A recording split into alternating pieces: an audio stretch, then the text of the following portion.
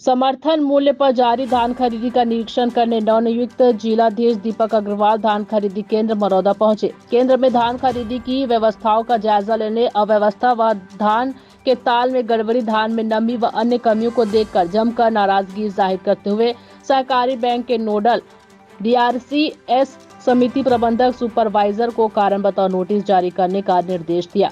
Collector ने मौके पर तौलाई में गड़बड़ी, धान में नमी एवं समिति में सुचारू व्यवस्था नहीं होने पर मौके पर अधिकारी कर्मचारियों को कड़ी फटकार लगाई।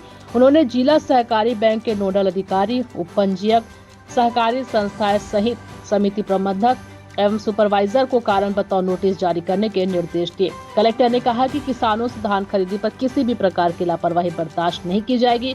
लापरवाही पाए जाने पर कड़ी कार्रवाई की जाएगी। उन्होंने धान बेचने में किसानों को किसी भी परेशानी न हो, यह भी सुनिश्चित करने के निर्देश दिए हैं। इस दौरान अपर कलेक्टर अविनाश भोई, जिला खाद्य अधिकारी सुधीर चंद्र गुरु, DMO अभित चंद्राकर सहित संबंधित अधिकारी मौजूद थे। आज कलेक्टर महोदय द्वारा औचक निरीक्षण किया गया था धान खरीदी केंद्रों का।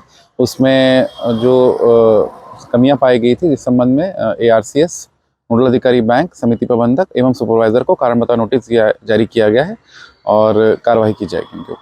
सर, खाद्य अधिकारी की जवाबदारी बनती है सबको देखने के लिए, उनके ऊपर कार्रवाई क्यों नहीं की गई? इसमें सभी अधिकारियों की जो ड्यूटी लगी है उनको जिम्मेदारी दिया जाकर लगातार निरीक्षण करने के निर्देश दिए गए हैं एवं SDM तहसीलदार लोगों को भी निर्देश दिए गए हैं कि लगातार अपने धान खरीदी केंद्रों का, खाद्य अधिकारी को भी निर्देश दिया गया है, खाद्य निरीक्षक लोगों को भी निर्देश दिया गया है कि अपने धान खरीदी केंद्रों का निरीक्षण करें और अगर कमियां पाई जाती तो उनके ऊपर भी कार्रवाई की जाएगी।